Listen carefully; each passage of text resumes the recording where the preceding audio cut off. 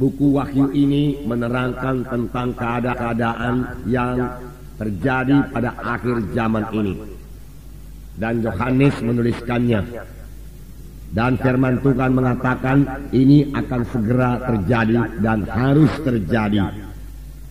Tuhan sendiri memerintahkannya kepada Yohanes. Pada waktu itu Yohanes lagi dibuang di Pulau Patmos. Dan Yesus datang kepadanya dan mengatakan kepada Yohanes bahwa dia harus menuliskan apa yang dia lihat dan dia dengar. Lalu jadilah buku Wahyu ini, saudaraku. Surat ini, saudaraku, ditujukan kepada malaikat ketujuh sidang jemaat yang ada di Asia. Yang dimaksud dengan malaikat sidang jemaat di sini adalah pemimpin sidang atau gembala sidang. Bukan malaikat yang biasa melayani di sorga. Malaikat yang biasa melayani di sorga, dia sudah melihat semuanya, saudaraku. Dia mengetahui, saudaraku, segala keadaan yang terjadi di sorga. Tetapi yang dikatakan dengan malaikat di sini, yaitu pemimpin jemaat atau gembala sidang dari ketujuh sidang jemaat yang ada di Asia pada waktu itu. Tetapi saya yakin surat ini juga berlaku bagi sidang-sidang jemaat pada akhir zaman ini, saudaraku. Karena buku Wahyu ini berlaku terus sampai Tuhan Yesus datang kedua kali.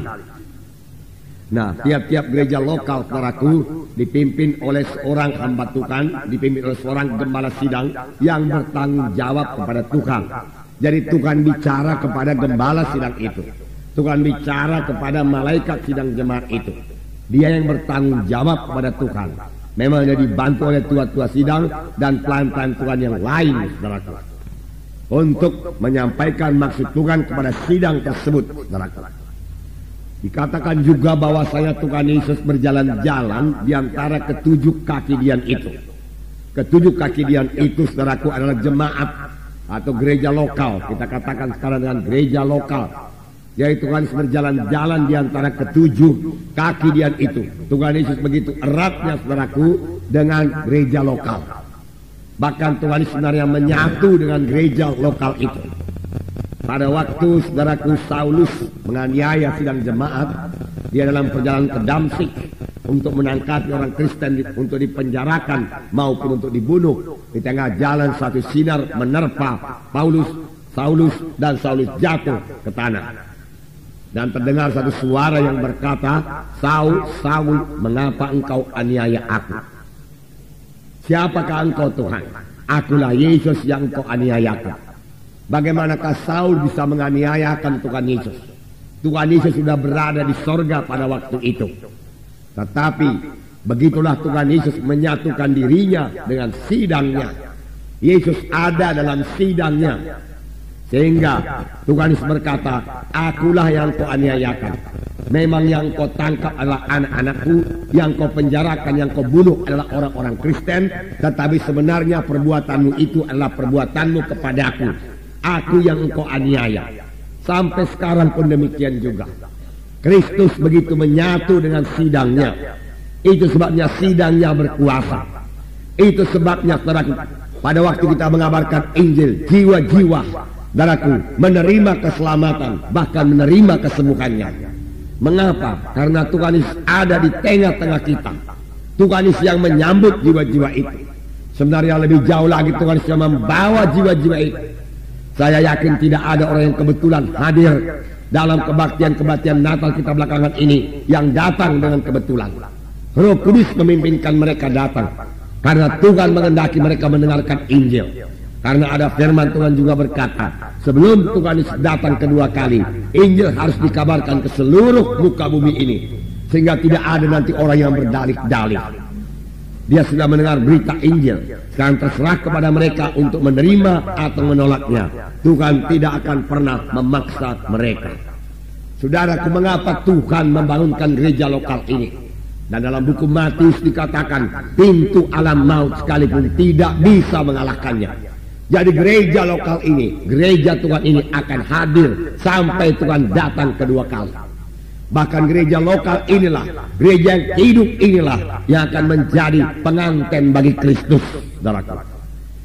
Yaitu saudara dan saya yang sudah selamat, yang sudah lahir baru, yang dibentuk terus sampai seperti Yesus.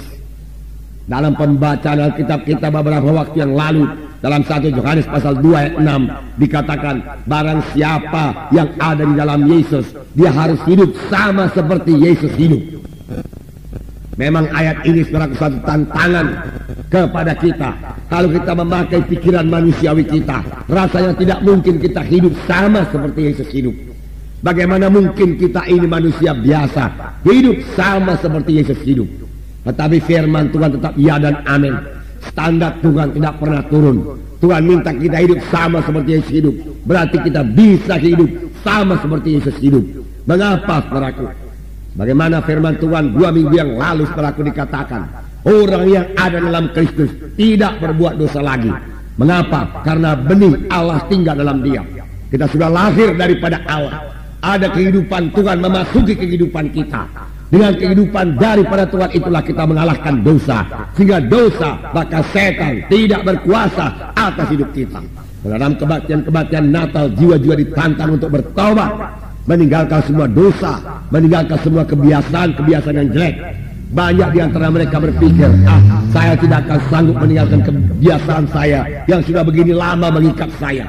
Saya sudah mencobanya beberapa kali, tetapi saya tidak juga berhasil. Memang dia tidak akan berhasil, saudaraku, sepanjang dia mencoba melepaskan kebiasaannya yang tidak baik itu dengan kekuatannya sendiri.